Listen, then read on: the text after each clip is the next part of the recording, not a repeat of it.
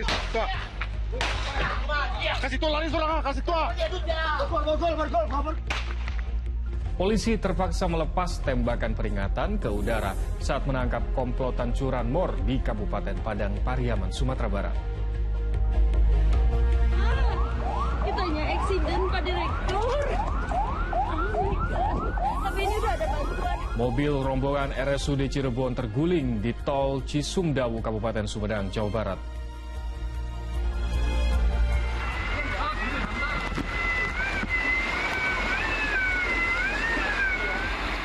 Petugas berupaya mengevakuasi mobil yang mengalami mati mesin usai nekat menerjang banjir di Kabupaten Klaten, Jawa Tengah.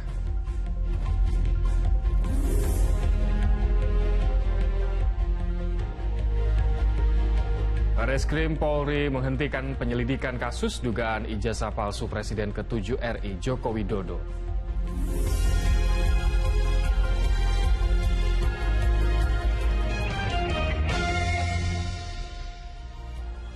Halo, selamat pagi pemirsa. Saya Ilham Ardiansyah akan menemani Anda dalam Fokus Pagi kali ini, Jumat 23 Mei 2025. Kami hadir dengan rangkaian informasi dan peristiwa terbaru yang berhasil dihimpun tim redaksi kami hingga dini hari tadi. Kita ikuti Fokus Pagi selengkapnya. Di informasi pertama, kecelakaan lalu lintas terjadi di kilometer 171 Jalan Tol Cisumdawu, Sumedang, Jawa Barat pada Kamis siang. Minibus bermuatan 7 orang rombongan RSUD Cirebon tujuan Bandung terguling hingga menyebabkan para penumpangnya luka-luka dan harus dibawa ke rumah sakit.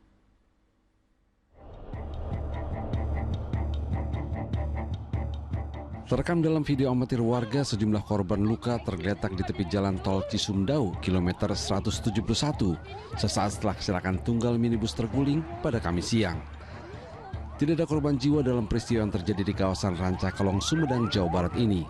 Semua korban termasuk sopir minibus langsung dilarikan ke Rumah Sakit Umar Wirahdi Kusuma, Sumedang untuk diberikan penanganan medis. Kasat Lantas Polres Sumedang mengungkapkan mobil yang mengalami kecelakaan adalah rombongan dari RSUD Cirebon.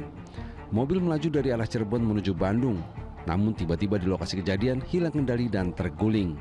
Korban sebanyak 7 orang. Kita pukul jam berapa? Pukul 13.30. Sekarang korban sudah ada di RSUD. Korban sudah ditangani di RSUD Sumedang dalam tahap observasi. Sementara sopir minibus mengaku mengalami microslip atau tidur sekejap sebelum insiden kecelakaan terjadi. Mobil sempat membentur sesuatu di bagian kiri dan terguling. Kejadiannya sih cepet kan, memang kan posisi habis jalan jelek, saya masih bisa gitu. Nah, cuman mungkin karena mikroslip kemungkinan sayanya kan, jadi cuman pas sadar tuh kayak nabrak sesuatu. Nah, airbag keluar, saya baru sepenuhnya sadar, langsung minggir ke kanan. Penyelidikan penyebab pasti kecelakaan tengah ditangani unit Gakum Satlantas Polres Sumedang. Sedangkan bangkai mobil yang ringsek diamankan di kantor PJR Tol Cisumdawu. Agun Gunawan melaporkan dari Sumedang, Jawa Barat. Masih seputar kecelakaan pemirsa, hendak mendahului kendaraan di depannya, seorang pengendara motor di Klaten, Jawa Tengah menabrak pohon dan jatuh ke saluran irigasi. Korban tewas di lokasi. Kecelakaan tunggal yang terjadi di Jalan Raya Desa Delimas, Kabupaten Klaten, Jawa Tengah, Kamis pagi menewaskan pengendara motor bernama Eko. Jasad korban tergeletak di samping kendaraan yang ia gunakan di dalam saluran irigasi. Sepeda motor itu juga rusak berat. Anggota Satlantas Polres Klaten kemudian mengevakuasi jasad korban ke Rumah Sakit Suraji Tirtonegoro, Klaten. Semula pengemudi SPM Honda dengan nopol AD 2886 ARC berjalan dari arah Karangmuni menuju Medan, sedangkan SPM tak dikenal berjalan searah di depannya. Menjelang kejadian, pengemudi SPM tersebut bermaksud mendahului SPM tak dikenal. Diduga pengemudi SPM tak dikenal tersebut mendahului kurang ke kanan sehingga membentur SPM tak dikenal tersebut, kemudian oleng ke kanan dan membentur pohon yang berada di bahu jalan. Kecelakaan bermula saat korban melaju dari arah Klaten menuju Sukoharjo. Diduga hendak mendahului kendaraan lain, sepeda motor korban justru menabrak pohon dan akhirnya terjun ke saluran irigasi sedalam 1 meter. Untuk kepentingan penyelidikan, sepeda motor korban telah dibawa ke Mapolres Klaten. Polisi juga telah meminta keterangan warga yang mengetahui peristiwa tersebut. Krisna Agung melaporkan dari Kabupaten Klaten, Jawa Tengah. 6 nelayan di Sukabumi, Jawa Barat jadi sasaran amuk ratusan orang usai terlibat keributan di sebuah kafe. Massa menuding ke-6 pria itu jadi pembuat onar.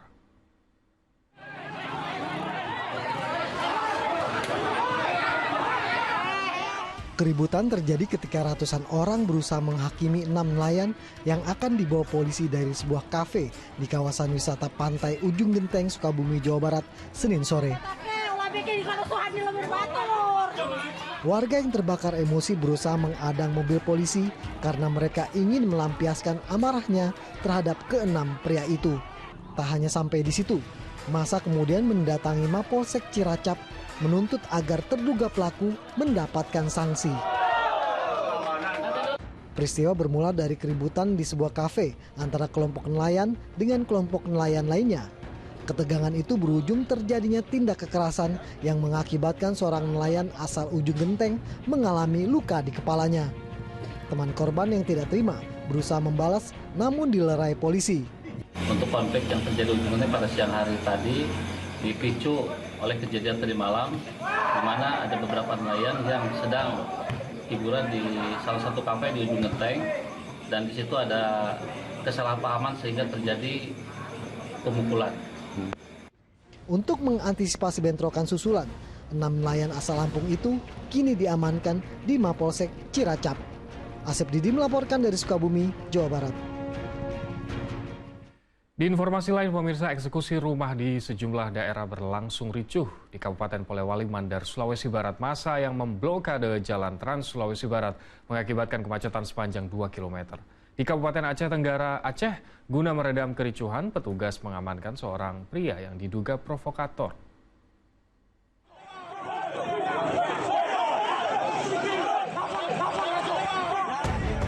Kericuhan antara warga dan petugas terjadi saat pihak Pengadilan Negeri Kutacane Kabupaten Aceh Tenggara melakukan eksekusi rumah di Desa Kutacane Lama. Aksi saling dorong yang terjadi mengakibatkan pintu pagar rumah jebol.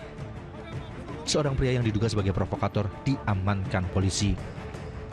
Diketahui, eksekusi yang dilakukan telah sesuai melalui proses hukum sejak tahun 2021 lalu dan hingga saat ini telah memiliki ketetapan hukum antara pihak penggugat dan tergugat. Kita melaksanakan putusan pengadilan yang telah berkekuatan hukum tetap. Itu perkara nomor 15 tahun 2021 di tingkat pertama telah diputus, kemudian banding nomor 72 tahun 2022, dan kemudian kasasi nomor 3141 2023. Jadi kami melaksanakan putusan tersebut yang telah berkekuatan hukum tetap, di mana hasil putusan itu bahwa penggugat yang menang. Jurusita Pengadilan Kutacane berhasil melakukan eksekusi tanpa perlawanan setelah puluhan personel kepolisian dan polisi militer mengendalikan situasi. Kericuhan saat eksekusi rumah juga terjadi di Desa Lapeo, Kabupaten Polewali Mandar, Kamis siang. Kericuhan berawal saat jurusita dari Pengadilan Negeri hendak membacakan putusan pengadilan, namun massa dari pihak tergugat berusaha menghalangi. Meski mendapat perlawanan dari massa pihak tergugat, namun polisi berhasil memukul mundur massa. Sejumlah orang yang membawa senjata tajam dan bom molotov diamankan karena dianggap sebagai provokator. Jadi tadi ada sedikit gesekan, tapi tidak fatal, dan ada beberapa yang kita amankan yang diduga sebagai provokasi atau provokator dalam aksi mempengaruhi massa untuk melakukan tindakan anarkis. Alhamdulillah sudah kami amankan, ada beberapa tadi kita amankan. Ya mungkin untuk sementara waktu kita amankan agar pelaksanaan eksekusi ini dapat berjalan dengan lancar. Sebuah alat berat diterjunkan untuk merobohkan bangunan. Kasus sengketa lahan ini telah berlangsung sejak 2006 di Pengadilan Negeri Polewali. Pihak tergugat atas nama Nurja Rayo memenangkan sengketa dari pihak tergugat Hasanuddin Pili. Tim Liputan melaporkan. Pemirsa, penahanan 93 mahasiswa Trisakti yang demo peringatan reformasi 1998 di depan Balai Kota Jakarta ditangguhkan pada Kamis. Para mahasiswa ditahan karena diduga terlibat kericuhan dalam peringatan 27 tahun reformasi. Sejumlah alumni pihak Universitas Trisakti dan juga aktivis mendatangi Polda Metro Jaya Kamis sore untuk mengajukan penangguhan penahanan terhadap 93 mahasiswa. Hasilnya, polisi mengabulkan penangguhan penahanan terhadap para mahasiswa setelah bertemu dengan para orang tua. Penahanan seluruh mahasiswa itu ditangguhkan dengan jaminan para otoritas Universitas Trisakti sebagai penjamin. Meski begitu, dari 93 mahasiswa yang ditangkap pada Rabu lalu, ada 15 mahasiswa yang diperiksa dengan status sebagai tersangka. Meski penahanan ditangguhkan, namun kasus pengeroyokan dan pemukulan terhadap 7 anggota polisi dalam peringatan 27 tahun reformasi di Balai Kota tetap dilanjutkan. Harapan kami tentu semuanya dipulangkan dari 93 orang itu, dan meskipun mungkin nanti ada yang berstatus tersangka, kami berharap mereka juga bisa dipulangkan. Ya tentu jadi ironi ya ketika memperingati 27 tahun reformasi justru masih ada mahasiswa yang mengalami penangkapan massal. Tentu kami mengerti dan menghormati kewenangan polisi untuk menindak siapapun misalnya yang melakukan pelanggaran hukum ketika menggelar unjuk rasa. Beberapa orang peserta aksi yang kemudian dibawa ke Polda Metro Jaya untuk dilakukan pendataan, dan sejak kemarin dilakukan pendalaman terhadap peristiwa yang terjadi. Dari hasil tes urin, 3 diantaranya itu positif di urinnya mengandung THC.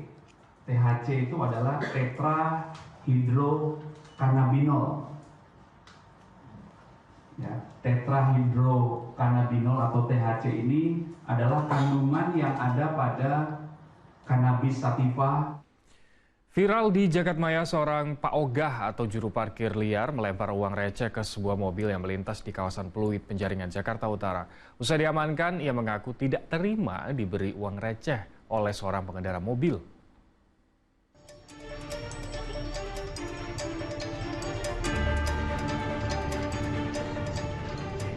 Kamera dashboard pengendara merekam aksi tak terpuji yang dilakukan seorang Pak Ogah di sebuah perempatan di kawasan Pluit, Penjaringan, Jakarta Utara. Pelaku terlihat melempar uang receh yang diberikan oleh pengendara mobil sedan berwarna merah yang tengah melintas.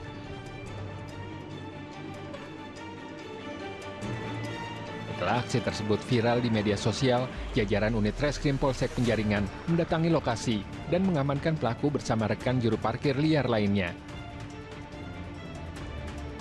Usai pemeriksaan Kamis siang, pria 28 tahun itu mengaku kesal diberi uang receh logam sebesar 500 dan 200 rupiah.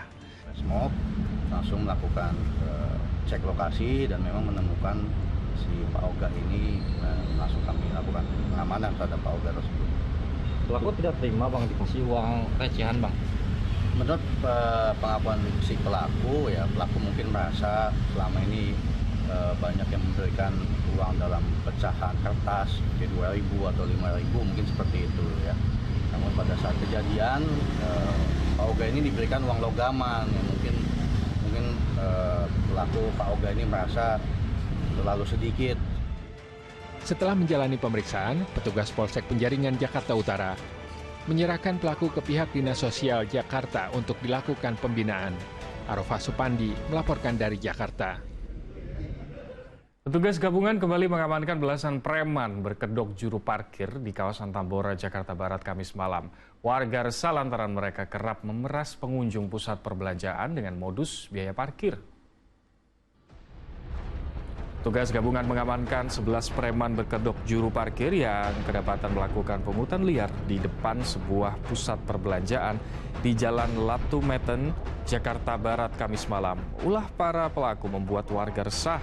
Seluruh preman berkedok juru parkir diperiksa untuk mengetahui apakah mereka terkait dengan ormas tertentu atau bertindak secara individu. Jika hasil pemeriksaan ditemukan adanya unsur pidana, para pelaku akan diproses hukum, sementara mereka yang tidak memenuhi unsur pidana akan dibina dengan menggandeng dinas sosial. Meski operasi pemberantasan tindak premanisme bertajuk Berantas Jaya 2025 akan berakhir pada Jumat 23 Mei 2025, namun petugas akan terus memberantas segala bentuk tindak kekerasan dan meminta masyarakat untuk aktif melapor jika menemukan praktik premanisme. Pungutan mereka itu di luar batas yang memang sudah ditentukan dari dinas ya. Bahwa seperti yang kita ketahui, yang pertama tentu saja dalam untuk parkir kendaraan roda 2 itu adalah sebesar 2.000 rupiah. Ini kadang-kadang mereka meminta lebih dan bahkan melakukan pemaksaan pada saat meminta uang parkir. Pemirsa, usai kumandang azan subuh untuk wilayah daerah khusus Jakarta dan sekitarnya, kami akan hadir dengan sejumlah informasi menarik lainnya. Di antaranya percobaan perampasan sepeda motor di kawasan Kalideres, Jakarta Barat digagalkan warga. Tetaplah bersama kami di Fokus Pagi.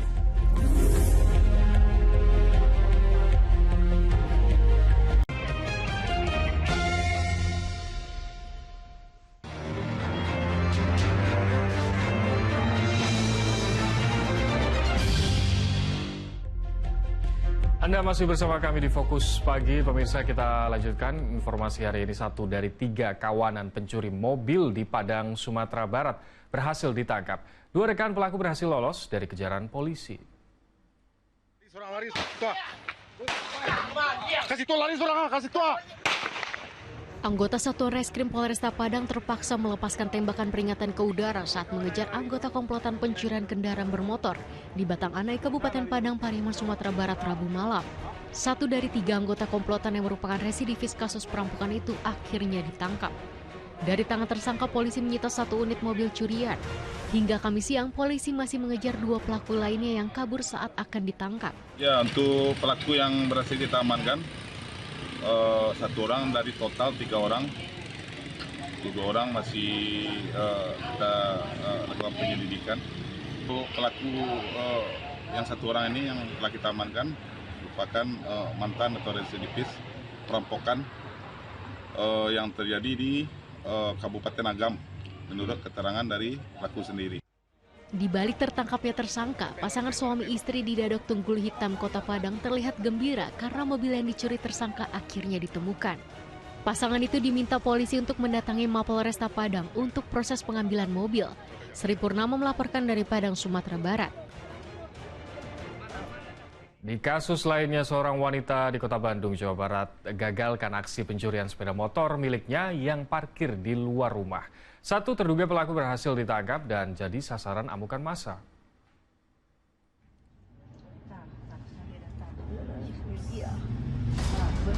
Rekaman CCTV di Jalan Paledang, Kelurahan Cempaka, Bandung Barat, Jawa Barat memperlihatkan seorang ibu rumah tangga yang mengejar komplotan maling yang mencuri motornya Selasa malam.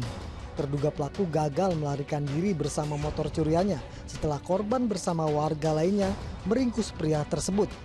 Sementara teman terduga pelaku langsung kabur dengan berkendara motor lain menghindari jadi sasaran amuk massa. Sementara pria berjaket hitam yang tertangkap diamankan ke kantor polisi. Pencurian terjadi ketika korban baru tiba di rumahnya dan memarkirkan kendaraannya di depan rumah. Saat masuk, tiba-tiba terdengar suara mesin motornya yang dibawa terduga pelaku. Melihat itu, spontan korban berlari melakukan pengejaran. Untuk mencegah terulangnya kasus pencurian serupa, peristiwa itu dilaporkan ke Polsek Andir dan polisi kini memburu teman terduga pelaku yang terlibat pencurian motor tersebut. Muhammad Rizal melaporkan dari Bandung, Jawa Barat. Seorang pelaku pencurian sepeda motor di kawasan Pulau Gadung, Jakarta Timur diringkus setelah petugas menyebaknya melalui media sosial. Aparat kepolisian berpura-pura akan membeli motor hasil curian itu yang dijual pelaku melalui media sosial. Inilah sepeda motor yang dicuri oleh pria berinisial P di sebuah rumah indekos di kawasan Pulau Gadung, Jakarta Timur. Pria 27 tahun itu diringkus unit Reskrim Polsek Pulau Gadung di tempat persembunyiannya di kawasan Tangerang, Banten. Penangkapan berawal saat pelaku berusaha menjual motor hasil kejahatannya di media sosial. Polisi yang mengendus modus pelaku berpura-pura akan membeli kendaraan tersebut. Pelaku dijerat pasal 363 KUHP dengan ancaman hukuman maksimal 5 tahun penjara. Si pelaku ini telah memasarkan hasil kejahatannya bersepeda motor itu melewat Facebook Marketplace. Dari penyelidikan itu, anggota Reskrim Polsek Pulau Gadung menyamar akan menjadi pembeli, ya. Yang mana mereka sepakat, akhirnya kita telusurin, mapping lokasinya, yang mana kita bisa berhasil menemukan itu adanya di daerah Tangerang. Penjamret kalung ibunda desainer Didit Maulana ditangkap polisi. Tersangka merupakan residivis atas kasus jambret perhiasan dengan sasaran wanita dan anak-anak.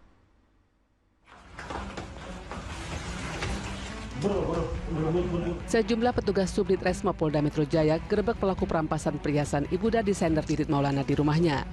Warga desa Rawabuntu, Ciputat, Tangerang Selatan, Banten yang sedang berada di lantai 2 itu pun tak berkutik. Terungkap pria tersebut merupakan residivis yang sudah 3 kali dipenjara atas kasus yang sama.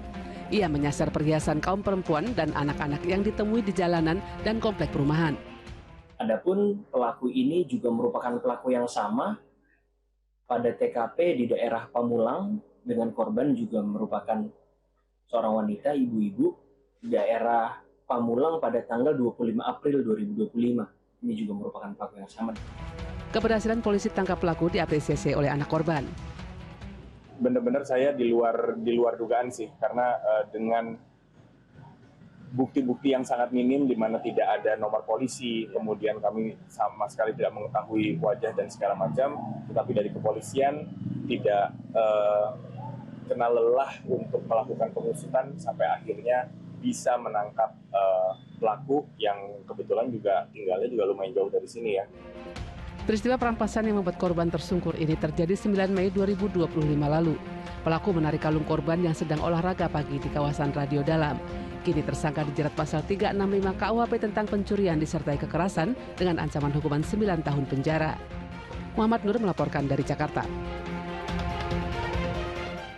Kita ke kasus selanjutnya, pemirsa. Seorang pria di wilayah Jagakarsa, Jakarta Selatan menggasak belasan unit ponsel dari sebuah toko. Aksi pelaku terekam kamera pengawas. Tolong kok. Orang semalamnya udah matiin. Ya, HP second hilang semua. Karyawan toko ponsel di wilayah Jagakarsa, Jakarta Selatan terkejut mendapati belasan ponsel raib dan plafon toko jebol. Setelah melihat rekaman kamera pengawas toko, nampak seorang pria dengan santai menggasak 12 unit ponsel. Setelah melancarkan aksinya, pelaku kemudian kabur melalui plafon toko yang ia jebol. Berbekal rekaman kamera pengawas, korban lapor polisi. Petugas langsung bergerak cepat dan meringkus pelaku setelah berhasil mengidentifikasi. 1, ya, inisial AM. Nah, pelaku sendiri itu apakah pernah bekerja di toko tersebut atau seperti apa, Bu? Masih di dalam. Namun demikian sudah kita amankan dan kita sudah menangkap pelaku yang sudah kita lihat bersama di viral dan tertangkap CCTV. Pelaku diamankan di Subdit Resmo Polda Metro Jaya untuk menjalani pemeriksaan. Muhammad Subadri Arifki melaporkan dari Jakarta. Pemirsa, hanya gara-gara kunci motor, seorang pria di Kabupaten Buton, Sulawesi Tenggara tewas mengenaskan dibunuh tetangga. Korban dianiaya menggunakan senjata tajam. Seorang wanita tak kuasa menahan tangis melihat suaminya tergeletak tak bernyawa di Desa Wolowa Baru, Kabupaten Buton, Sulawesi Tenggara. Pria berusia 44 tahun itu diduga menjadi korban penganiayaan tetangganya. Korban yang terluka tusuk akibat senjata tajam dibawa ke rumah sakit. Hasil penyidikan, peristiwa berdarah pada 20 Mei 2025 itu dipicu karena kunci motor. Korban dianiaya tetangganya yang tak terima melihat pamannya cekcok dengan korban. Cekcok berawal dari penolakan korban meminjamkan kunci motornya kepada paman tersangka. Masalah awalnya lelaki Laumang ini meminta kunci motor kepada korban. Kemudian pada saat itu terjadi cekcok dan lelaki Laumang ini dikejar oleh korban menggunakan balok kayu. Saat melintas, pelaku spontan melihat pamannya dikejar menggunakan balok kayu, akhirnya melakukan penikaman. Kini pelaku dan barang bukti badik sudah diamankan Satreskrim Polres Buton. Sementara jenazah korban telah dimakamkan oleh pihak keluarga. Rahmadi melaporkan dari Buton, Sulawesi Tenggara. Gara-gara utang, seorang pria tega menganiaya anak tirinya hingga tewas di Kabupaten Dharmasraya, Sumatera Barat. Gadis 18 tahun tewas setelah menunjukkan lokasi persembunyian ayah tiri kepada penagih utang.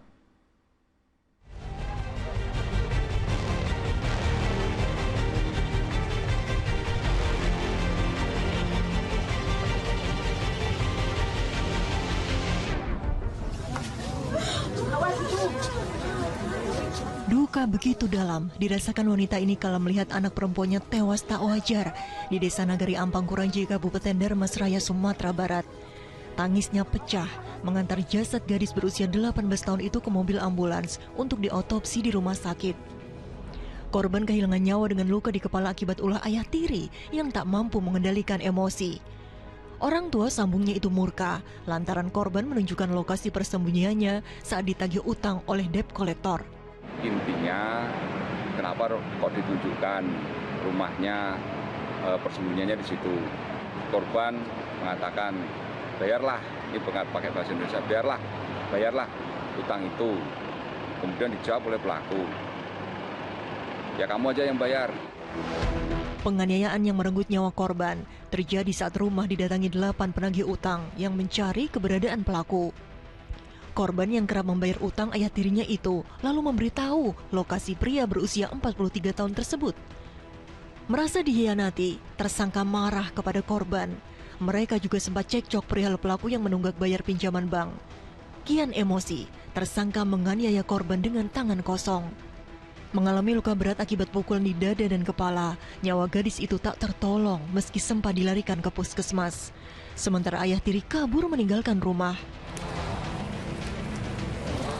Di sekitar TKP, polisi mengerahkan anjing pelacak untuk memburu tersangka. Selama 3 hari, ia bersembunyi di area perkebunan kawasan Kota Baru, Dharmasraya. Hingga akhirnya tersangka mau menyerahkan diri setelah dibujuk tokoh masyarakat setempat. Tersangka dibujuk oleh tokoh masyarakat tersebut untuk menyerahkan diri. Dan alhamdulillah tersangka juga mau dan akhirnya kita bawa ke Polres Dharmasraya. Pihak keluarga merasa geram dengan ulah tersangka. Padahal selama ini korban sudah banting tulang, sekolah sembari bekerja serabutan, membantu bayar cicilan utang ayah tirinya tersebut sebesar Rp100.000 hingga Rp200.000 setiap minggu. Kini keluarga hanya bisa berharap tersangka menerima hukuman berat. Jadi kami juga di pihak si korban, kami ingin jangan berwajib menyelesaikan kasus ini setuntas-tuntasnya. Berlaku keji pada anak tiri, membuat tersangka dijerat pasal penganiayaan berat yang mengakibatkan kematian dengan ancaman hukuman 10 tahun penjara. Tim Liputan melaporkan. Cemburu istrinya menjalin hubungan gelap, seorang pria di Kabupaten Musi, Banyuasin, Sumatera Selatan nekat menghabisi nyawa kekasih istrinya. Korban tewas dengan belasan luka tusuk di tubuhnya. Aparat kepolisian menangkap pelaku pembunuh Ardi di Kabupaten Musi, Banyuasin 20 April lalu. Pelaku diamankan di wilayah Musi Rawas beserta barang bukti sebilah pisau yang digunakan untuk menghabisi nyawa korban. Peristiwa berawal saat pelaku mengetahui istrinya menjalin hubungan dengan korban. Pelaku yang terbakar api cemburu kemudian menghabisi nyawa korban di hadapan istrinya. Korban tewas di lokasi kejadian dengan belasan luka tusuk di tubuhnya. Cemburu antara pelaku terhadap korban, di mana korban ini memiliki hubungan asmara dengan istri si pelaku. Pelaku langsung turun dari kendaraan dan menusuk korban secara berulang-ulang. Kemudian setelah korban ditusuk, korban sempat melarikan diri sekitar 10 meter menuju Pertasop. Sampai di depan Pertasop, si korban terjatuh dan di sana korban meninggal dunia. Pelaku dijerat pasal 338 KUHP tentang pembunuhan dan terancam hukuman 15 tahun penjara. Muhammad Ardi melaporkan dari Kabupaten Musi, Banyuasin, Sumatera Selatan. Pemirsa, hampir setiap hari warga melaporkan temuan bayi yang dibuang, baik dalam kondisi hidup maupun sudah meninggal dunia. Padahal selain ada konsekuensi hukum atas tindakan tersebut, psikologis dan kesehatan ibu bisa terganggu. Mereka melakukan hubungan intim dan akhirnya ceweknya hamil. Tangisan bayi dan ketukan pintu membuat pemilik rumah kaget pada Minggu dini hari. Pemilik rumah pun tidak berani untuk keluar mengeceknya. Namun setelah mengecek bersama tetangganya, ternyata memang benar ditemukannya bayi yang diduga masih berumur 3 hari. Tergeletak di kursi kayu ini tanpa ditemani oleh orang tuanya. Bayi malang itu ditemukan di depan sebuah rumah di Jatinegara Kaum, Pulau Gadung, Jakarta Timur pada awal Mei. Setelah dinyatakan sehat oleh petugas Puskesmas Pulau Gadung, bayi laki-laki itu lalu dirawat dinas sosial di Panti Sosial Balita Cipayung. Identitas orang tua bayi terungkap dari rekaman kamera pengawas. Si Joli yang hidup tanpa ikatan pernikahan itu ditangkap di sebuah indekos di Kelapa Gading, Jakarta Utara. Keduanya terancam Undang-Undang Perlindungan Anak dengan ancaman maksimal 5 tahun penjara. Kenapa mereka buang?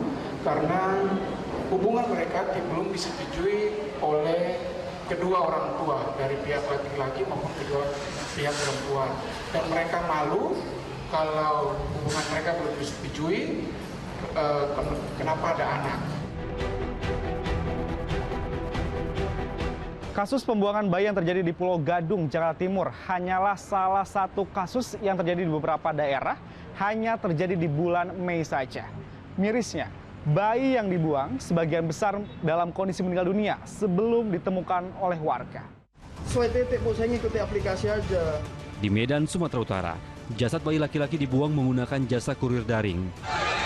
Perempuan 21 tahun ditangkap karena membuang bayi hasil perbuatannya sebagai pekerja seks komersial. Kakak kandung tersangka turut ditangkap karena membantu adiknya membuang bayi. Sedangkan di Semarang, Jawa Tengah, seorang perempuan ditangkap karena membuang bayi hasil hubungan gelap dengan pacarnya sesama buruh pabrik. Anak malang itu dibunuh dan dibuang di pinggir jalan tol karena takut ketahuan suami sah. Tidak hanya menghadapi konsekuensi hukum yang berat, mengandung selama 9 bulan lalu membuang anak yang dilahirkan berdampak pada psikologis sang ibu. Apalagi ketika proses persalinan dilakukan diam-diam tanpa didampingi tenaga medis. Wanita ini melahirkannya di tempat yang tidak wajar. Apa ini ada dampak juga, Dok? Semestinya perlu suatu kondisi yang dalam tanda petik bersih, steril, dan lain-lain. Ya, karena ada risiko-risiko trauma yang bisa terjadi. Nah, kalau dia melahirkan di sembarang tempat, tidak ada yang nolong, misalnya di toilet atau misalnya di semak-semak gitu ya, ya syukur-syukur dia selamat loh. Karena proses melahirkan itu tidak mudah. Nah, ada risiko trauma jalan lahir. Bisa saja bermasalah karena robekan jalan lahir ataupun infeksi yang mungkin mempengaruhi kehidupan reproduksinya nanti, baik dari sisi seksualitasnya maupun dari sisi kesuburannya. Nah, itu dampak ke wanitanya. Bagaimana secara medis sendiri untuk mengantisipasi agar fenomena ini tidak terjadi lagi, Dok? Pendidikan seksual sejak dini itu bukannya memacu mereka untuk melakukan, tapi memberi pengertian mereka tentang hak reproduksi dia. Nah, itu sebenarnya fungsinya edukasi seksual sejak dini itu seperti itu. Jadi bukan dianggap ngajarin anak-anak untuk ngesek, tapi supaya mereka tahu kesehatan seksual mereka sejak dini supaya tidak disalahgunakan oleh orang lain.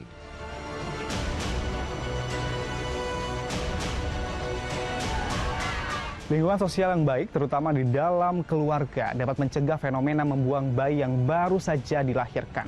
Pemerintah juga diharapkan bisa berperan aktif dalam memberikan edukasi kesehatan reproduksi terhadap kalangan remaja. Agi Gunasani dan Ade Fatoni melaporkan dari Jakarta. Petugas berupaya mengevakuasi mobil yang mengalami mati mesin usai nekat menerjang banjir di Kabupaten Klaten, Jawa Tengah. Selengkapnya hadir usai jeda, tetaplah bersama kami di Fokus Pagi.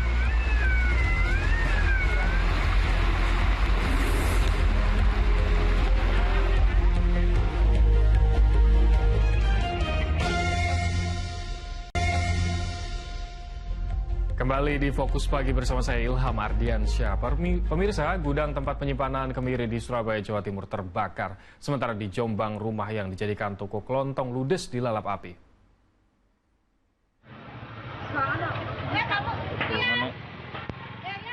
Rumah yang dijadikan toko kelontong di Desa Mundu Sewu, Kecamatan Bareng, Kabupaten Jombang, Jawa Timur, ludes dilalap api Kamis siang. Terlihat dari jauh kepulan asap tebal membumbung tinggi disertai kobaran api dari rumah yang terbakar. Warga sekitar sepertinya tak mampu berbuat banyak karena api cepat membesar. Bahkan dalam waktu singkat, seluruh ruangan di rumah itu sudah terbakar. Kebakaran baru bisa dipadamkan setelah petugas mengerahkan 2 unit mobil pemadam ke lokasi kejadian. Akibat peristiwa itu, kerugian ditaksir mencapai 300 juta rupiah. Sementara penyebab kebakaran diduga akibat hubungan arus pendek listrik. Alhamdulillah untuk pemadaman nggak ada kesulitan, aman. Dan masyarakat di sini juga membantu kita untuk suplai air juga. Dan tadi menerjunkan 3 unit, 2 pumper, 1 suplai, 1 dari Jombang dan 1 dari Mojagur. Kebakaran juga menimpa sebuah gudang penyimpanan kemiri di kawasan Jalan Sultan Iskandar Muda, Surabaya, Jawa Timur. Terlihat kobaran api yang cukup besar menghanguskan seluruh isi gudang. Agar api tidak merembet ke bangunan sekitar, petugas pemadam kebakaran dan penyelamatan Kota Surabaya berjibaku memadamkan api. Bahkan mengerahkan 18 unit mobil pemadam kebakaran. Kita dapat berita apinya sudah sangat besar. Nah, antisipasi karena sebelah ada pom bensin, belakang juga SMA 8, sebelah juga SMA Alisat ya, Khairia. Kita kerahkan banyak unit, tadi ada 18 unit yang kita kerahkan biar sekalian cepat tuntas, tidak ada rambatan. Alhamdulillah tadi jam 7.01 api pokok berhasil dipadamkan teman-teman.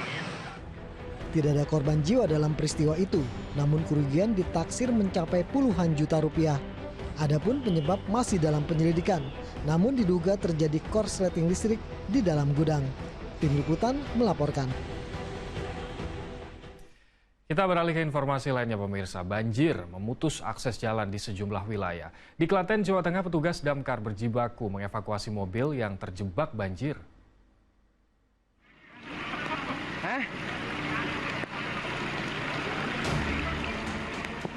Petugas dan relawan berupaya mengevakuasi mobil sedan yang terjebak banjir di Jalan Ronggowarsito, Kecamatan Klaten Utara, Kabupaten Klaten, Jawa Tengah, Kamis petang.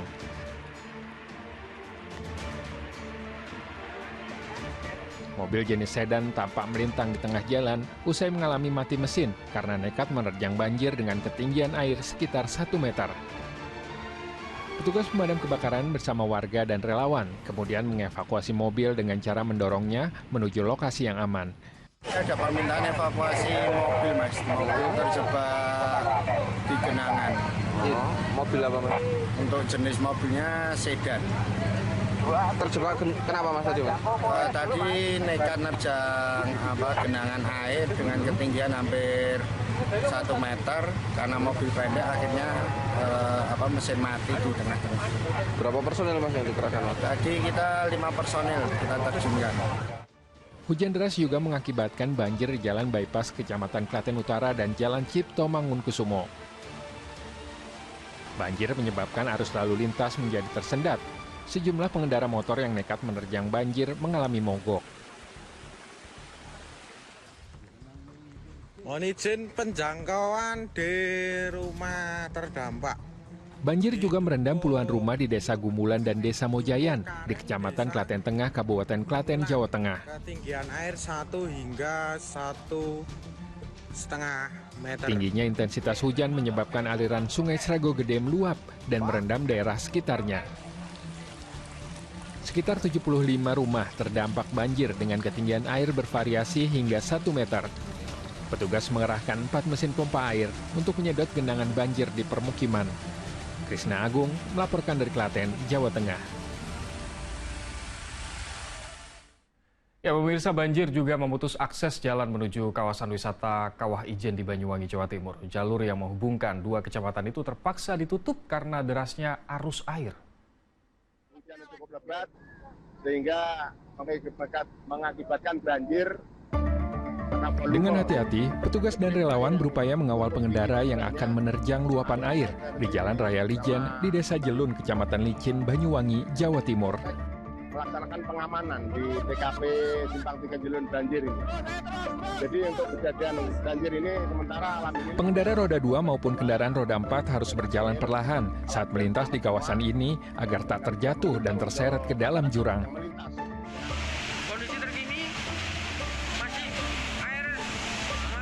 Hujan deras yang turun hingga Kamis malam membuat sungai di sekitar jalur itu terus meluap dan merendam akses jalan menuju kawasan wisata Kawah Ijen.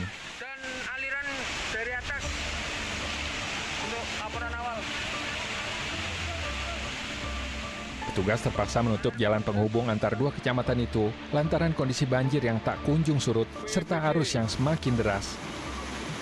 Mohon bantuannya, licin, hujan deras, air meluap, jalan tidak bisa dilewati. Hujan yang cukup deras sehingga volume atau debit air begitu banyak dan tinggi sehingga meluap ke jalan raya.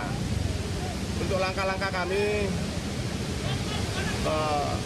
jalan dari Desa Licin maupun yang dari arah Blaga kita berikan jalur alternatif dari Desa Banjar melewati Desa Jelun, Gumuk dan Paspan. Sebaliknya dari arah Blaga juga demikian, kita lewatkan dari Paspan, Gumuk, Jelun dan Licin. Hingga Jumat dini hari, kondisi jalan raya Lijen di Desa Jelun masih tak bisa dilewati. Wisatawan yang hendak menuju kawasan wisata Gunung Ijen diimbau menggunakan jalur alternatif melewati kawasan perkebunan Kalibendo. Taufik Ferdiansa melaporkan dari Banyuwangi, Jawa Timur. Seorang bocah yang hilang terseret banjir bandang di Kabupaten Tulungagung, Jawa Timur ditemukan meninggal dunia Kamis sore. Jasad korban ditemukan terapung dalam kondisi meninggal dunia di Waduk Wonorejo. Bocah 7 tahun yang hanyut terseret banjir bandang bersama ibunya di Desa Samar, Kabupaten Tulungagung, ditemukan dalam kondisi meninggal dunia Kamis sore. Jasad korban ditemukan mengapung di dekat muara Sungai Bodeng dalam radius sekitar 1 km dari lokasi penemuan jenazah ibunya yang ditemukan pada Kamis pagi.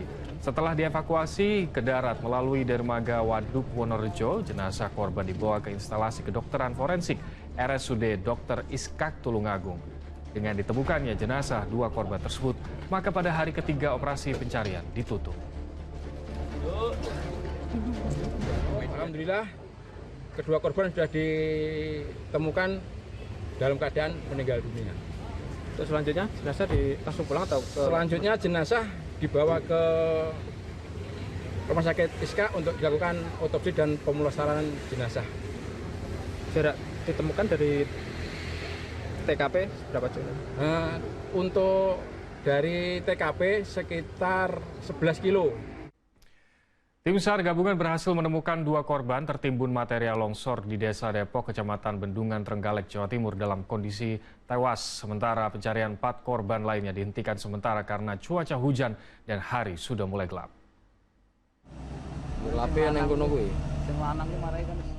Operasi pencarian korban longsor pada hari keempat, tim gabungan berhasil menemukan 2 korban longsor di Desa Depok, Kecamatan Bendungan, Trenggalek, Jawa Timur. Korban ditemukan dalam kondisi meninggal dunia. 2 korban ditemukan tidak jauh dari lokasi yang sudah diidentifikasi oleh anjing pelacak sebelumnya. Keduanya didapati di lokasi yang saling berdekatan. Hasil operasi pencarian di hari keempat ini alhamdulillah berhasil ditemukan sampai dengan pukul 17 sudah ditemukan 2 korban. Untuk 1 korban ditemukan pada pukul 15.00 dan untuk korban kedua ditemukan pada pukul 16.01. Untuk selanjutnya korban dari lokasi kejadian dibawa ke posko DVI yang ada di posko gabungan. Berdasarkan ciri-ciri fisik, kedua korban adalah Yatinem dan Masinem. Namun tim Inafis Polres Trenggalek akan melakukan identifikasi di RSUD Dr. Sudomo untuk memastikan identitas korban yang ditemukan. Kita menunggu hasil identifikasi dari Inafis yang sedang berlangsung untuk jenazah yang pertama dan untuk yang kedua sedang dalam proses perjalanan ke RSUD Trenggalek. Tapi dugaan sementaranya siapa sudah mulai mengarah? Sudah ada kesaksian dari keluarga korban. Pencarian dihentikan sementara karena cuaca hujan dan sudah mulai gelap. Pencarian 4 korban lainnya yang diduga masih tertimbun material longsor akan kembali dilanjutkan pada Jumat pagi ini.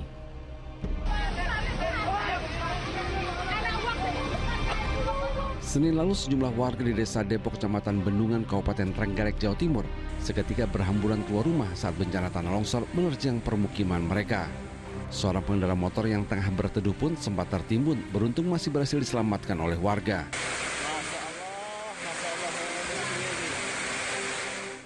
Peristiwa ini menyebabkan 10 rumah rusak berat, bahkan 3 diantaranya hingga rata tertimbun tanah. Sebanyak 6 orang penghuni rumah dilaporkan tertimbun material longsor. Danus Sukendro melaporkan dari Trenggalek, Jawa Timur. Di informasi lainnya, pemirsa, Bareskrim Polri menghentikan penyelidikan kasus dugaan ijazah palsu Presiden ke-7 RI Joko Widodo karena tidak ditemukan unsur pidana. Hasil uji laboratorium forensik menyatakan ijazah Jokowi identik dengan pembanding rekan seangkatannya di Fakultas Kehutanan Universitas Gadjah Mada.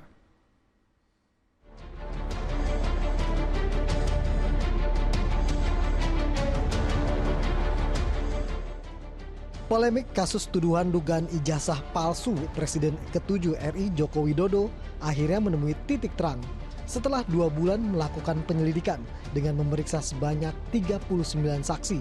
Bareskrim Polri memutuskan menghentikan penyelidikan laporan dugaan ijazah palsu Jokowi karena tidak ditemukan adanya tindak pidana. Dalam jumpa pers, Kamis siang, Direktur Tindak Pidana Umum Bareskrim Polri mengungkapkan penyidik telah mengecek di laboratorium forensik ijazah mantan wali kota Solo itu dengan membandingkannya, yakni 3 ijazah asli milik teman seangkatannya di UGM. Hasilnya, ijazah sarjana serata 1 milik Jokowi asli. Bahan kertas, pengaman kertas, teknik cetak, tinta tulisan, lagi tinta tulisan tangan, cat stempel, dan tinta tanda tangan milik dekan dan rektor. Dari peneliti tersebut, maka antara bukti dan pembanding adalah identik atau berasal dari satu produk yang sama. Kasus tuduhan ijazah palsu Jokowi bermula dari laporan Tim Pembela Ulama dan Aktivis atau TPUA yang mempersoalkan keabsahan ijazah Jokowi. Hal itu kemudian direspon Jokowi dengan melaporkan 5 orang atas dugaan pencemaran nama baik dan fitnah. Jokowi menempuh jalur hukum agar polemik ijazah mendapatkan kejelasan. Sementara itu, sidang perdana gugatan perdata terhadap pimpinan UGM digelar di Pengadilan Negeri Sleman, Daerah Istimewa Yogyakarta, Kamis siang. Gugatan diajukan Komardin, seorang pengacara asal Makassar terkait dengan ijazah Jokowi. Sidang tersebut ditunda karena kehadiran penggugat intervensi yang belum memenuhi kelengkapan administrasi. Permohonan atau permohonan daripada intervensi dan juga untuk para pihak yang belum lengkap administrasinya seperti surat kuasa tadi yang asli besok supaya dihadirkan. Ya. Sidang akan kembali digelar pada Rabu 28 Mei 2025 dengan agenda permohonan intervensi. Tim Liputan melaporkan. Ya, kali ini masih soal ijazah, tapi di kasus yang berbeda, pemirsa. Pengusaha yang menahan ijazah karyawannya di Surabaya, Jawa Timur ditetapkan sebagai tersangka. Polisi menyita barang bukti 108 ijazah mantan karyawan yang ditahan oleh tersangka.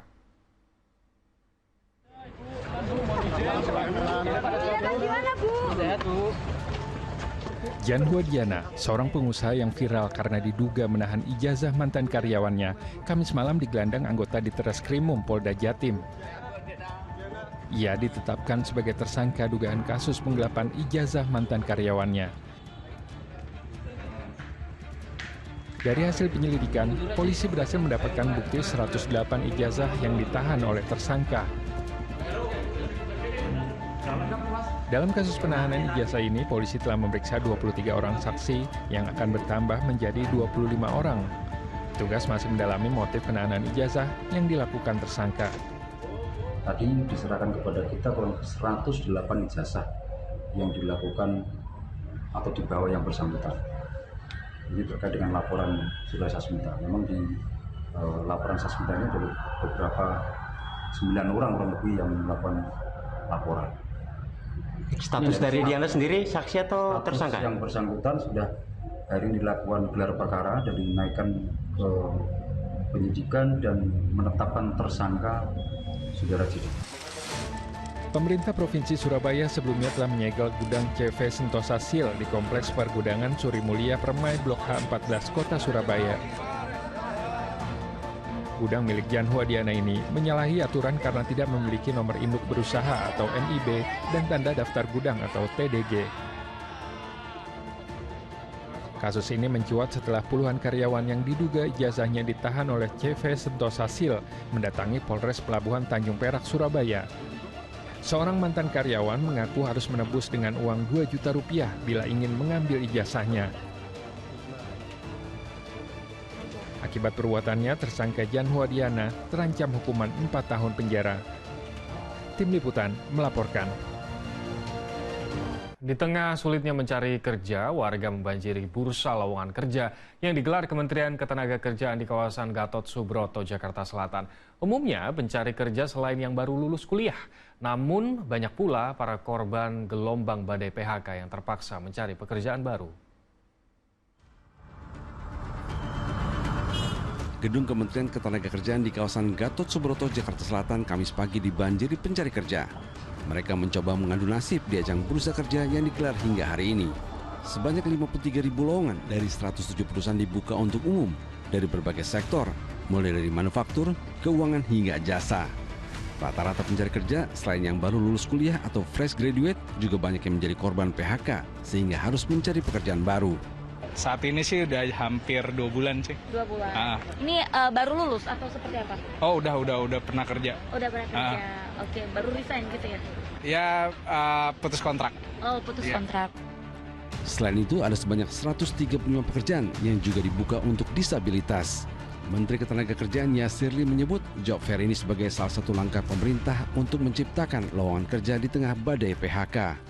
Upaya serius kami pemerintah untuk mengadakan job fair ini, 108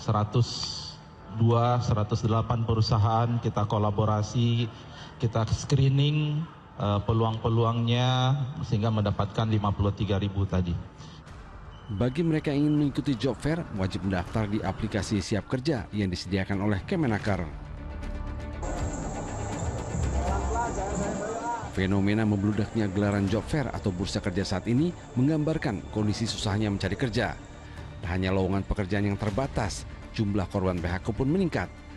Belum lagi angkatan kerja baru atau fresh graduate yang tiap tahunnya bertambah 3 hingga 4 juta orang, mengakibatkan para pencari kerja harus saling bersaing mendapatkan pekerjaan yang bahkan tidak sesuai dengan keahliannya. Pemerintah memiliki mandat membangun komunikasi dengan pelaku usaha sehingga perusahaan-perusahaan yang ingin melakukan rekrutmen itu bisa dicarikan korban-korban PHK untuk disambungkan ke perusahaan itu. Lebih jauh Bima mengingatkan agar pemerintah harus segera mengambil langkah strategis dengan menjalankan fungsi Satgas PHK dan membangun komunikasi dengan pelaku usaha dalam membuka lapangan pekerjaan seluas-luasnya. Tim Liputan melaporkan. Pemirsa, jumlah kasus katarak di Kota Bula, Kabupaten Seram bagian timur, Provinsi Maluku terhitung tinggi. Untuk membantu warga kurang mampu yang menderita katarak, Yayasan Pundi Amal Peduli Kasih SCTV Indosiar menggelar operasi katarak gratis.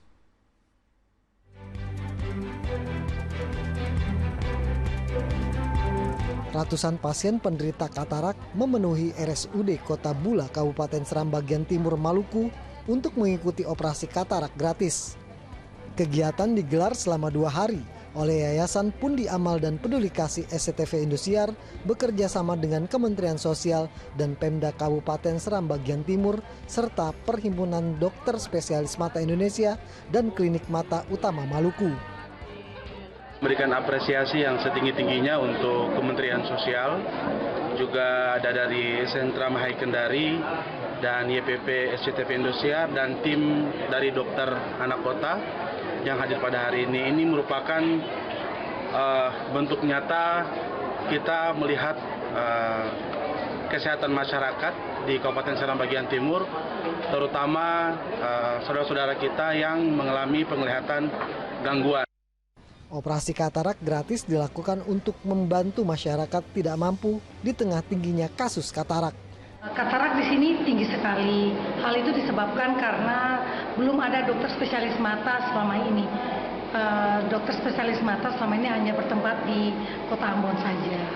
Sehingga masyarakat berat ya untuk menuju ke Kota Ambo untuk melakukan operasi katarak dengan demografi yang begitu sulit dan tidak terjangkau karena banyak sekali pulau-pulau, sehingga untuk jangkauan untuk sampai di provinsi itu agak susah. Program operasi katarak memberikan dampak positif bagi warga yang selama ini aktivitasnya terbatas lantaran katarak. Selama ini katarak ini menjadi salah satu beban bagi saya karena menghambat semua aktivitas saya selama berapa tahun, 2 tahun belakangan ini. Terima kasih kepada YPP, SCTV Indosiar, semoga kedepannya lebih baik dan seperti ini lagi. Jadi sudah operasi, rasa senang sekali ya Bu ya? Rencananya YPP SCTV Indosiar akan terus melakukan pengobatan gratis dengan menyasar daerah pedalaman hingga pelosok. Juhri Samaneri dan Dimas melaporkan dari Kabupaten Seram bagian timur, Maluku. Serangan tank Israel menghantam kompleks rumah sakit yang dibangun dari bantuan rakyat Indonesia di Gaza Utara, Palestina hingga rusak parah. Selengkapnya usai jeda pariwara berikut ini.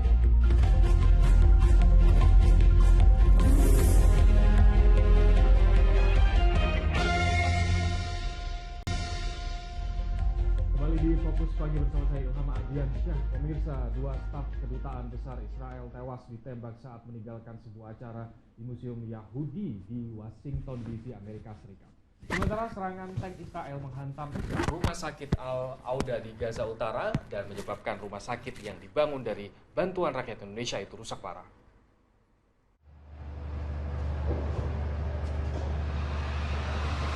Asap hitam membubung dari kompleks rumah sakit Al-Auda di Gaza Utara, Palestina pada hari Kamis.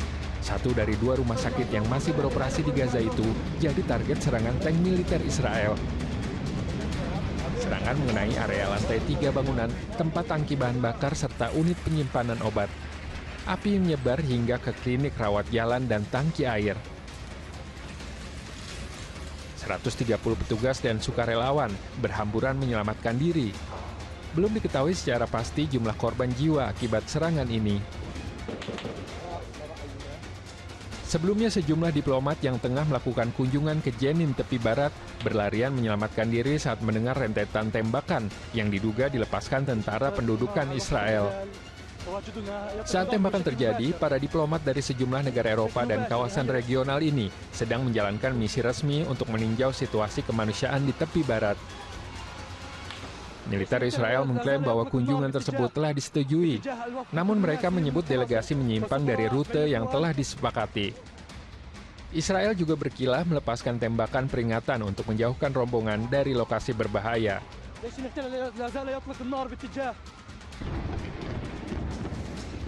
Serangan militer Israel juga mengguncang gedung-gedung bertingkat di kota Tol di Lebanon Selatan. Dahsyatnya ledakan menimbulkan kepulan asap hitam, menyelimuti kawasan permukiman padat. Militer Israel mengklaim telah memberikan peringatan sebelum melakukan serangan ke kota itu. Pemerintah Lebanon menyebut serangan ini mencederai gencatan senjata yang dicapai November lalu. Sedangkan Israel berdalih serangan ditujukan untuk mencegah Hizbullah kembali mempersenjatai diri. Sedangkan di Washington DC, Amerika Serikat, 2 staf kedutaan Israel tewas ditembak saat meninggalkan sebuah acara di Museum Yahudi pada hari Rabu. Pihak kepolisian telah mengamankan terduga pelaku penembakan yang diidentifikasi sebagai Elias Rodriguez. Sebelum melepaskan tembakan, pria 30 tahun asal Chicago itu sempat terlihat mondar-mandir di lokasi kejadian. Usai menembak korban, ia kemudian lari ke dalam gedung dan berteriak Free Palestine saat diamankan petugas kepolisian. Masih dari mancanegara, 2 orang tewas dan belasan lainnya luka-luka ketika sebuah pesawat jet pribadi jatuh di permukiman militer di San Diego, Amerika Serikat. Jatuhnya pesawat jet pribadi di permukiman militer di San Diego, Amerika Serikat ini terjadi Kamis dini hari. 2 orang dilaporkan tewas dan belasan lainnya luka-luka. Otoritas berwenang belum bisa memastikan apakah korban tewas dan luka-luka adalah penumpang pesawat atau penduduk setempat. Namun saat kejadian, kobaran api melumat rumah warga dan mobil yang tengah parkir. Pesawat jet pribadi itu diperkirakan berkapasitas 10 penumpang dan diduga jatuh karena cuaca berkabut saat kejadian. Penyelidikan tengah dilakukan untuk mengetahui penyebab pasti jatuhnya pesawat. Kepolisian San Diego mengatakan para korban telah dilarikan ke rumah sakit, beberapa di antaranya karena terluka dan menghirup asap dari kobaran api. Tim penyelamat melakukan evakuasi dari udara terhadap sejumlah warga terdampak banjir besar yang melanda kawasan pantai timur Australia. Hari Kamis, pejabat berwenang mengatakan banjir mengakibatkan 3 orang tewas dan 1 orang hilang menyusul hujan lebat yang menerjang dalam beberapa hari terakhir. Ketinggian banjir bervariasi antara 60 cm hingga 1 meter. Lebih dari 500 orang diselamatkan dari berbagai wilayah di New South Wales di utara Sydney. Banjir ini melampaui rekor banjir lokal yang terjadi pada tahun 1921 dan 1929. Warga diingatkan untuk bersiaga, mengungsi, atau terisolasi oleh genangan air.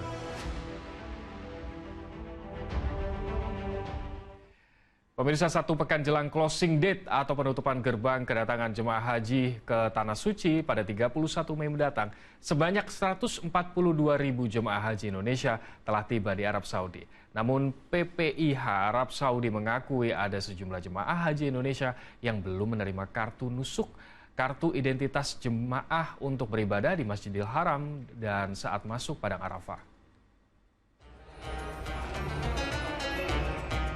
Hingga hari ke-22 operasi pemberangkatan jemaah haji dari tanah air ke Tanah Suci, PPIH Arab Saudi menyebutkan sebanyak 142.000 jemaah yang tergabung dalam 366 kloter dari Indonesia telah tiba di Madinah dan Makkah. 111.000 jemaah dari 286 kloter telah berada di Makkah dan telah menuntaskan umrah wajib sebagai bagian dari rangkaian ibadah haji. Kepala Daerah Kerja Mekah PPIH Arab Saudi Ali Mazumi mengakui masih ada jemaah haji yang belum menerima kartu nusuk. Dan saat ini pihaknya telah berkoordinasi dengan otoritas Arab Saudi untuk pendistribusian kartu nusuk bagi jemaah haji Indonesia. Distribusi kartu nusuk alhamdulillah sudah berjalan dengan normal. Memang beberapa jamaah haji yang berangkat dari Madinah di kota Mekah masih ada yang belum mendapatkan kartu nusuk. Hal ini secara intensif PPIH Arab Saudi melakukan komunikasi dan selalu mengingatkan kepada pihak syarikat untuk segera mendistribusikan kartu nusuk kepada para jamaah haji yang telah sampai di kota Mekah. Sementara itu jelang puncak haji, Klinik Kesehatan Haji Indonesia atau KKHI telah menyiapkan ruang perawatan seperti IGD, rawat inap hingga ICU. Total ada 107 tenaga medis yang disiapkan, mulai dari dokter spesialis, dokter umum, serta perawat. Tim medis KKHI terus mengimbau kepada seluruh jemaah haji Indonesia yang sudah berada di Mekah untuk tetap menjaga kesehatan. Selain kondisi cuaca, jemaah haji dari negara-negara lain juga terus berdatangan sehingga kota Mekah semakin padat. Cuaca ini kan rata-rata sekarang minimal itu 30 derajat Celcius, maksimal itu 41 derajat Celcius. Nah itu cuacanya, kelembabannya rendah. Jangan lupa itu kelembabannya rendah. Kelembaban itu bisa sampai 13%. Jadi kering. Jadi cuacanya tinggi, kelembaban rendah itu berpotensi menimbulkan gangguan dehidrasi. Oleh karena itu diharapkan jamaah haji tetap untuk minum air, kalau bisa ditambah elektrolit 200 ml per jam. Itu kalau bisa dibiasakan itu akan minimal akan mengurangi resiko terjadi dehidrasi.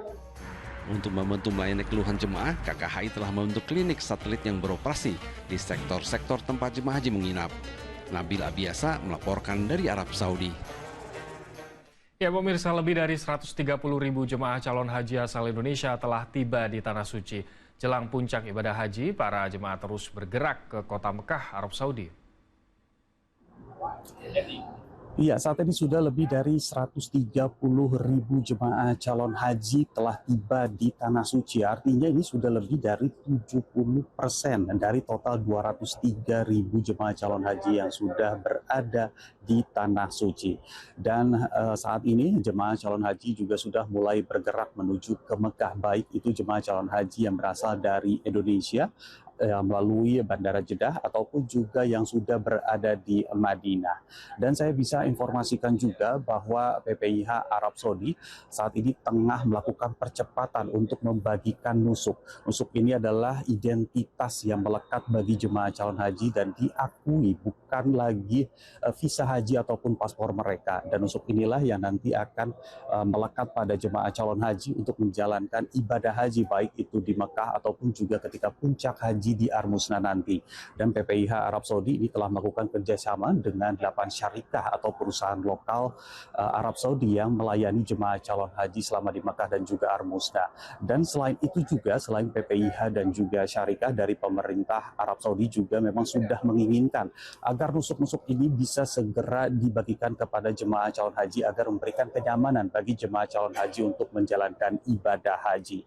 Dan total saat ini sudah ada 80% dari 130.000 lebih jemaah calon haji yang sudah menerima nusuk. Artinya masih ada 20% lagi yang masih menanti nusuk. Namun bagi jemaah calon haji yang belum menerima nusuk, ini bisa melaporkan kepada ketua regunya agar bisa dilakukan proses lebih cepat lagi untuk menerima nusuk bagi jemaah calon haji.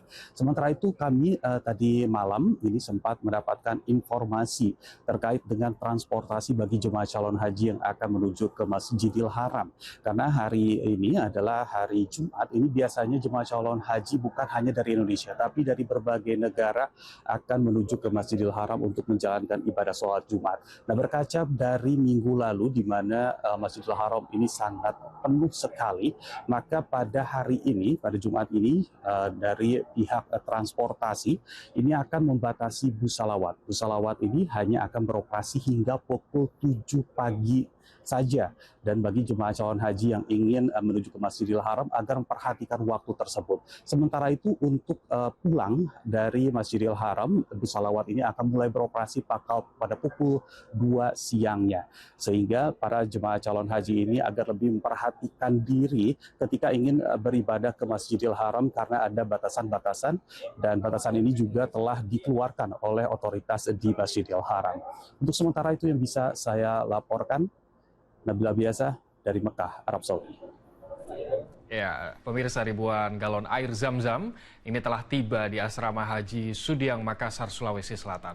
Sementara itu di Asrama Haji Donohudan, Boyolali, sejumlah jemaah pria mengenakan identitas khas Yogyakarta, yakni blangkon. Ada yang berbeda dan unik saat rombongan jemaah calon haji kloter 69 asal Gunung Kidul, Yogyakarta tiba di Asrama Haji Donohudan, Boyolali. Semua jemaah pria mengenakan blangkon, penutup kepala tradisional khas adat Jawa Yogyakarta. Mereka sengaja memilih pakai blangkon sebagai identitas agar mudah mengenali rombongannya. Selain itu sekaligus untuk mengenalkan budaya Yogyakarta. Kami pakai blangkon yang pertama tentu nguri-uri kebudayaan Jawi, ngayuk Yogyakarta Diningrat. Dan sejak tahun 2017 di KPIH kami, Muslimatin Udarul Quran Gunung Kidul, ini kita pakai dan terbukti di sana itu nengeri jamaah putra itu sangat-sangat mudah. Nantinya mereka juga akan pakai blangkon saat berada di Tanah Suci. Sementara itu 9.000 galon air Zam-Zam telah tiba di Asrama Haji Sudiang, Makassar, Sulawesi Selatan. Setiap jemaah akan mendapat 1 galon berisi 5 liter air Zam-Zam. Pelayanan ini sangat membantu jemaah, sehingga nanti mereka tak perlu membawa air Zam-Zam dari Arab Saudi ke tanah air. Air Zam-Zam ini nantinya akan dijemput oleh panitia PPIH setiap daerah atau provinsi yang ada di bawah naungan embarkasi Makassar, untuk selanjutnya akan diserahkan ke masing-masing jamaah hajinya di daerah. Air Zam-Zam yang akan tiba di Asrama Haji Makassar sesuai dengan jumlah jemaah, yakni 15.586 orang dari 8 provinsi di Indonesia Timur. Tim Liputan melaporkan.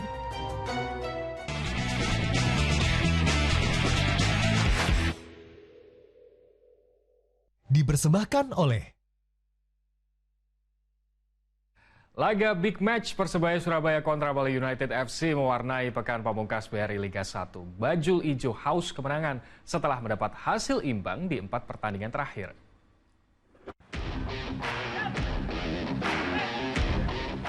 Persebaya Surabaya ingin bangkit saat menghadapi Bali United FC di pekan terakhir BRI Liga 1. Dalam 4 laga terakhir, performa Persebaya Surabaya stagnan. Tim Bajul Ijo mencatatkan 4 hasil imbang beruntun, 3 diantaranya dengan skor identik 1-1. Apalagi sejak tahun 2022, anak asuh Usto Nawawi belum sekalipun berhasil menaklukkan Bali United FC. Pada pertemuan pertama musim ini, Persebaya Surabaya takluk 2-0 dari Serdadu Tridatu. Pada laga nanti, Persebaya tidak bisa memainkan kiper andalannya Hernando Ari yang terkena sanksi kartu merah. Sementara itu, tim Bali United FC datang ke Gelora Bung Tomo dengan rapor kurang konsisten di penghujung musim. Serdadu Tridatu tumbang di 2 laga terakhir melawan Persija Jakarta dan Madura United tanpa mampu mencetak gol. Meski begitu, di laga nanti Bali United FC bisa tampil dengan komposisi pemain terbaiknya. Pelatih Stefano Cugura berharap bisa mempersembahkan kemenangan di laga terakhirnya bersama Bali United.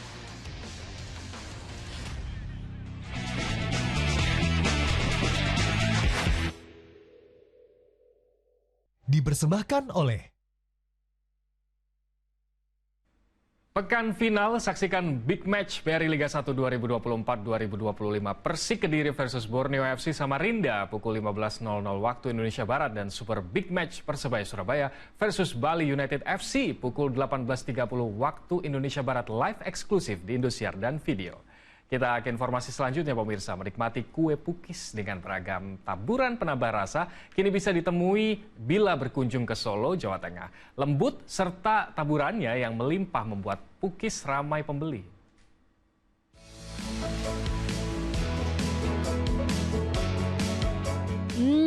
Yummy! Ini nih kue pukis dengan beragam taburan yang dijual salah satu kios oleh-oleh di Solo, Jawa Tengah. Kudapan tradisional bercita rasa manis ini dikreasikan lebih modern. Adonan kue pukis dibuat beragam rasa, ada original, green tea, coklat, hingga red velvet. Nah, untuk taburannya tinggal dipilih, rasa keju, kacang, krim mocha, dan abon. Bikin ngiler, ukurannya tebal dan teksturnya lembut. Itu rasanya juga khas banget. Beda dari pukis-pukis yang kalau di di pinggir-pinggir itu kan cuman rasanya kan biasanya coklat, keju lah. Kalau yang ini variasinya tuh banyak. Buka sejak tahun 2017, dalam sehari kios oleh-oleh ini bisa memproduksi pukis hingga 5.000 potong. Untuk harga, satu kemasan kue pukis berisi 5 dibanderol Rp35.000 dan isi 10 Rp70.000. Heri Prasetyo melaporkan dari Solo, Jawa Tengah. Mendukung mobilitas warga Jabodetabek, hari ini rute Transjakarta Peak 2 Blok M resmi diluncurkan Gubernur DKI Jakarta dan Wakil Gubernur Banten. Pemprov DKI Jakarta dan Banten resmi membuka rute Transjakarta Peak 2 Blok M Kamis pagi. Pembukaan rute baru Transjakarta ini sebagai upaya integrasi transportasi antar wilayah untuk mendukung mobilitas warga Jabodetabek. Transjakarta nomor T31 jurusan Peak 2 Blok M dan arah sebaliknya akan menjadi moda transportasi andalan bagi warga Jakarta untuk liburan ke Peak 2 atau Blok M dengan tarif Rp2.000 hingga Rp3.500. Total ada sebanyak 11 halte pemberhentian di Jakarta dan 13 di Banten di sepanjang jalur Peak 2 menuju Blok M. Ini akan menjadi satu hal yang baru supaya masyarakat juga dari manapun bisa melihat salah satu masa depan bangsa ini. Yang daerah yang tertata rapi untuk bis-bis yang akan beroperasi ini akan ada YPP SCTV Indosiar menanam 100 pohon buah di kawasan Duren Sawit, Jakarta Timur pada hari Kamis. Kegiatan ini bertujuan untuk penghijauan sekaligus dalam rangka memperingati hari ulang tahun ke-30 Indosiar. Dalam rangka mendukung agenda pemerintah menciptakan program berkelanjutan dan ramah lingkungan atau Eco-Green, YPP SCTV Indosiar bersama warga Duren Sawit, Jakarta melakukan penanaman 100 pohon berbagai jenis buah-buahan. Secara simbolis, Ketua Umum YPP SCTV Indosiar, Imam Sujarwo, menyerahkan pohon buah-buahan untuk ditanam warga. Kegiatan penanaman pohon ini bertujuan untuk penghijauan sekaligus dalam rangka hari ulang tahun ke-30 Indosiar. Penanaman pohon, yaitu dalam rangka mendukung program Eco-Green dari pemerintah, yaitu dalam rangka pelestarian lingkungan dan juga mendorong gaya hidup yang ramah lingkungan bagi masyarakat. Dan penanaman pohon ini tidak hanya di satu titik di sini, tapi juga ada 30 titik di seluruh Indonesia. Luasnya lahan yang dimiliki Taman Perumahan R. Petra Dustra Bersatu Durensawit Jakarta membuat lokasi ini cocok dilakukan kegiatan penghijauan ramah lingkungan. Langkah-langkah yang dilakukan ini saya sih berharap tidak berhenti di sini aja dan selalu terus, karena buat saya penanaman pohon ini adalah investasi jangka panjang buat anak cucu kita. Tentunya kalau mau air bersih, terusnya tidak erosi, mau emisinya bagus, terusnya juga kondisinya udara juga bersih dan sebagainya. Yang pertama adalah penanaman pohon, dan itu yang dilakukan oleh SCTP dan Indosiar. Kegiatan penanaman 100 pohon buah diharapkan dapat memberikan dampak positif dalam penghijauan lingkungan. YPP SCTV Indosiar hadir, karena pedulian kita, harapan mereka. Waluyo Adi Susanto dan Dedi Sunandar melaporkan dari Jakarta.